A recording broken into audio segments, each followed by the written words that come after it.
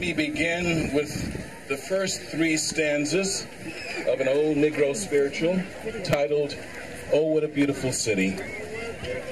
Oh, what a beautiful city. Oh, what a beautiful city. Oh, what a beautiful city. 12 gates to the city. Hallelujah. 3 gates in the east, 3 gates in the west, 3 gates in the north, 3 gates in the south, making it 12 gates to the city. Hallelujah. My Lord built in that town, in that city, said it was just 4 square, wanted all you sinners to meet him in the air, because he built 12 gates to the city. Hallelujah. The Passaic River is the first gate to the place that ultimately became Newark. Perhaps more than any other better-known river, it is the quintessential American river. It makes its way across old American territory that has changed profoundly over time in ways that we can now see complicated the rise of the United States. And we can now see, maybe not so much today, but certainly 30 or 40 years ago, the cost that that rise took on the river and took on this city.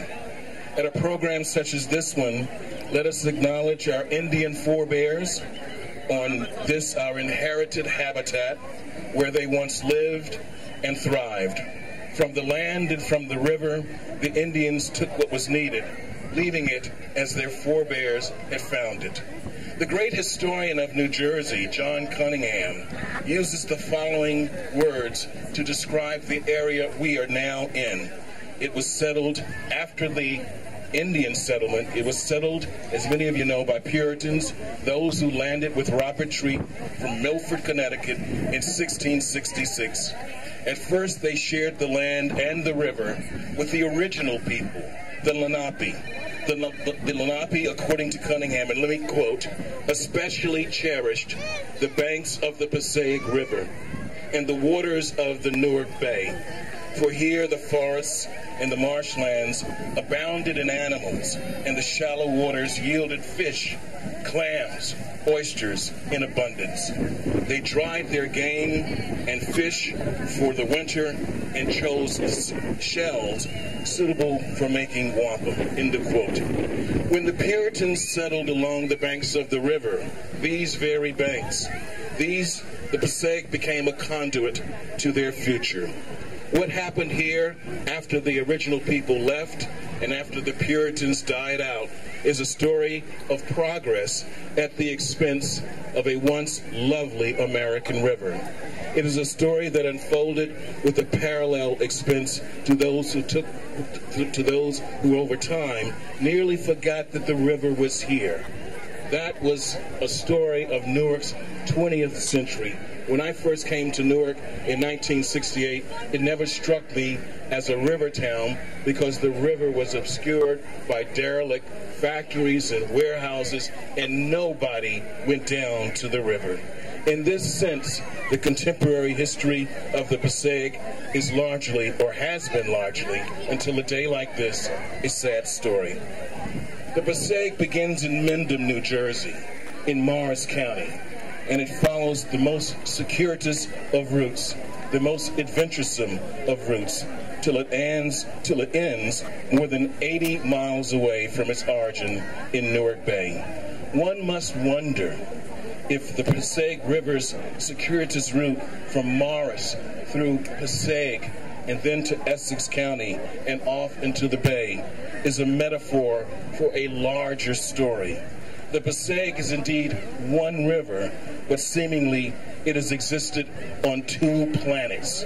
The first planet, let's call it Planet Bucolic, is old, largely preserved to look and feel old, and the river there, even now, seems pristine and precious. The second planet, let's call it Planet Liberty, is also old. It is not that well preserved, or at least it has not been until a day like this for nearly 2 centuries. Through the lens of the nation's industrial past, it looks old, but not since the early decades of the 19th century has it looked pristine or precious. I call the second planet Liberty because it is so closely tied to the rise of the United States, much more so than planet bucolic. The nation rose as an urban nation, one that drew to old rivers like our river, the Passaic River, generations of immigrants. They sought liberty along the riverbanks as workers, as swimmers, as bathers, as boatsmen, as fishermen, unencumbered by their racial stock or their national origin. Liberty along the river was also associated with a new class of Americans in the 19th century, industrialists and others with mounting wealth and influence. Along the banks of the Passaic, the liberty they enjoyed in the United States enabled them to at once make great fortunes and to exploit the river, to make of it what they willed.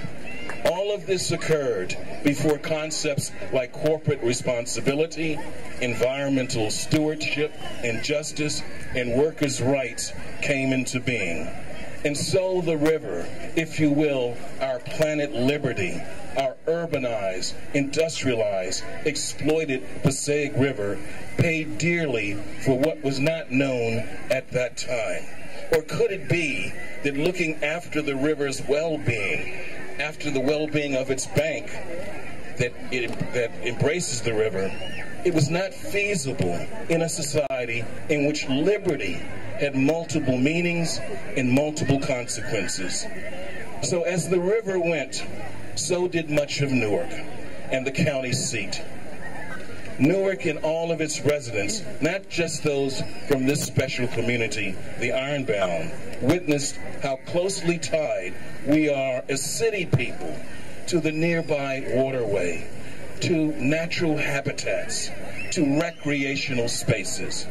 These are places and spaces that give meaning to our lives and to the quality of our memories drawn from our childhoods. And so this wondrous day builds upon years of efforts to acknowledge the importance of the river in the lives of those who were here before us, the original people, the Lenape, and those with whom they encountered when Newark was formed in 1666. Today we acknowledge the great civic struggle that was waged to bring government and the public sector to the rescue of this space into what we see today, the recovered part of the water's edge. Civic activism, especially when it brings forth our better angels, is a very good thing.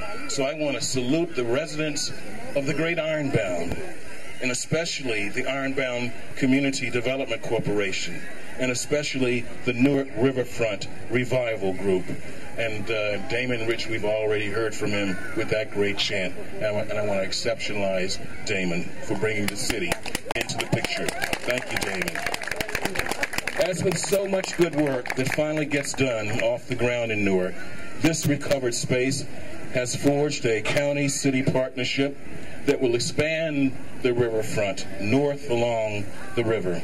So on behalf of my fellow citizens and residents throughout this old community and throughout the city and throughout the county, I salute Joe D., the county executive, and his administration. And let me also salute Mayor Booker's administration for working together to bring us back to the river today and in perpetuity. Oh, what a beautiful city. Oh, what a beautiful city. Oh, what a beautiful city. 12 gates to the city. Hallelujah.